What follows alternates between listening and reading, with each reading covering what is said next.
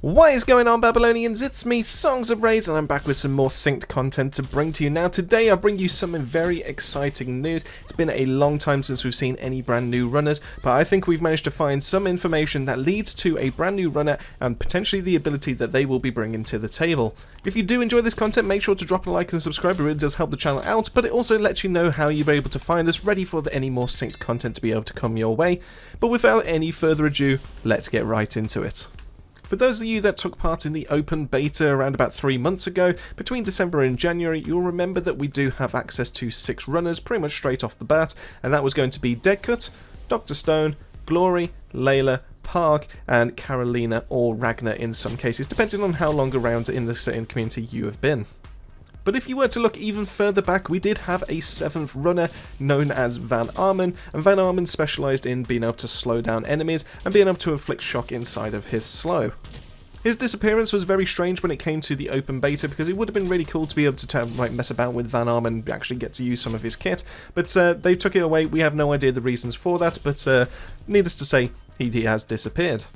But that doesn't mean that he's gone altogether, which means that this brings up the total amount of runners that we are fully aware of, as it currently stands, up to 7. And to be able to see all 7 of these pretty much in the breakdown as to all their kit, you can go visit that over on our Meet the Runners V2 video, and that was done in November last year.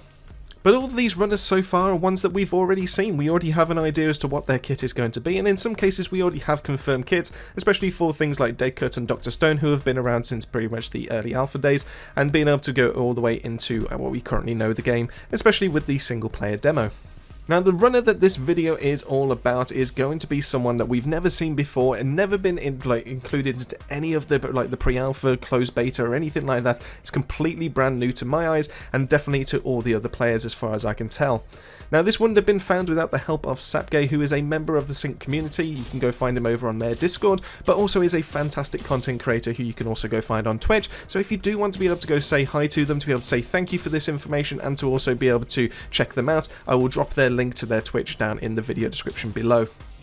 So Sapgay did all the hard work, he did all the legwork when it came to being able to dig through the files in terms of all the data, and managed to find some hero names that are going to be coming to Synced. Now, unfortunately, this did come with a list of 9 names, but unfortunately we can rule one out, because I don't think this one really kind of matches to any of the other things, because it's just labelled as Max, all capital letters, and doesn't have the same underscore kind of like finish that the rest of the characters do have. So in which case we do have 8 names, and once again, because we know of 7, that means that we are able to narrow down which is the one that we do not know anything about.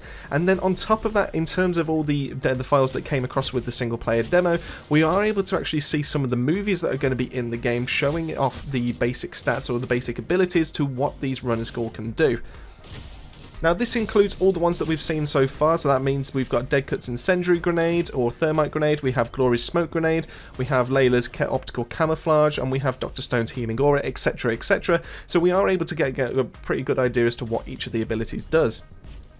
Now, the Sticky Mine is an ability that's going to be wielded by a character called Amelia that's found in the files. Now, obviously, this is subject to change because we have seen characters like Brother Abel change to Deadcut, and they are still known as Abel over in the files, so this is definitely open to some interpretation, but most of the rest of the names do actually match up with the characters, so it's fairly safe to say it's like around about 70, 80, maybe even 90% certain that it will actually be released as Amelia as their runner name.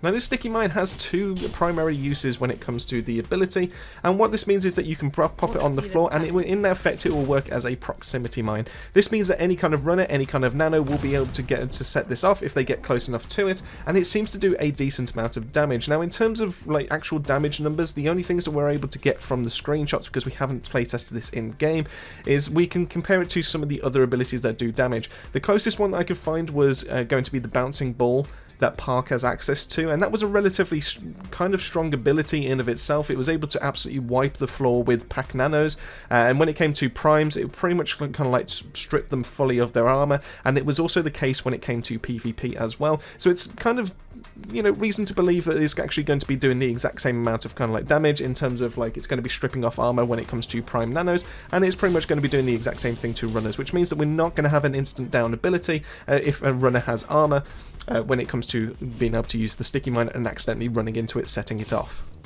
Now the second way to be able to utilize the sticky mine is that it can be shot to be able to premature detonate this.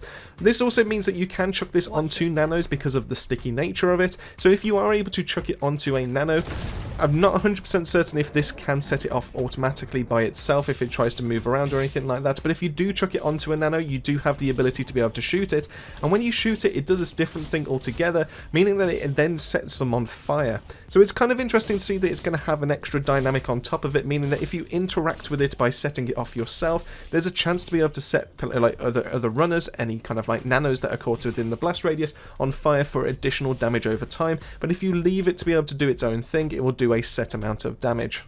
Now once again, because we do not have hand-tested values, we can't say for definite how balanced this is going to be when it comes to PvE or PvP, but just purely looking at the movie, I can say that this is going to be around about balanced when it comes to PvE. I don't think there's going to be any kind of issues when it comes to that. I think that being able to strip off armor off primes and being able to instantly delete like any kind of pack nanos is absolutely fine. There's not an issue with that so far, and I also think this could be pretty good to be able to chuck onto a boss nano when you're doing like the end section, and then set it off yourself to be able to do that initial burst of damage and then some fire afterwards. I think that's quite a nice kind of balance. I think that's quite effective to be able to use, and it almost has like a nice risk-reward kind of factor to it. So you have the choice, or to be able to go, do I plant it to be able to use it defensively, or do I try to use it offensively and then try and set it off myself? I think that's quite good. But when it comes to PvP, unfortunately we don't have the exact damage numbers, so I'm a little bit reluctant to be able to say if this sounds balanced or not. But what I would like to say is that I don't think this ability should have an instant down mechanic, and I mean that should happen regardless of if the runner has armor or not. I think at the very like maximum this should be doing is pretty much like taking the runner down to like maybe 5 health or something like that. I think it should do 95.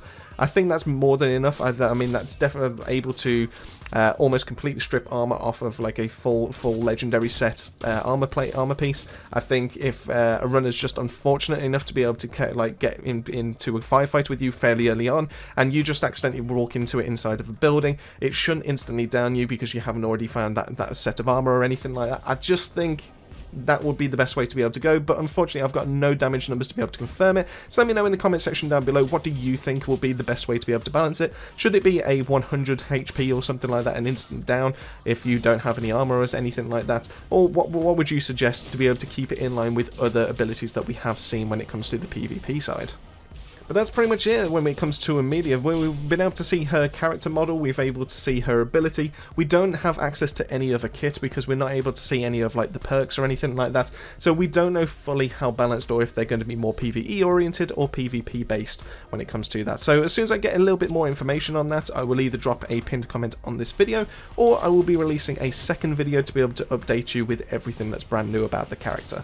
But anyway, that is it on this video. Massive thank you for making your way to the end of the video. Massive thank you to the Babylonian family, and massive thank you to Sapgate for being able to point us in the right direction to be able to help us out with the information for this video. But if you did enjoy the video, make sure to drop that like and subscribe. It does help the channel out, but it also reminds you as to when more sync content comes your way from ourselves. But with all that said and done, just leaves me to say, keep yourself safe, keep yourselves well, and I'll see you all on our next video.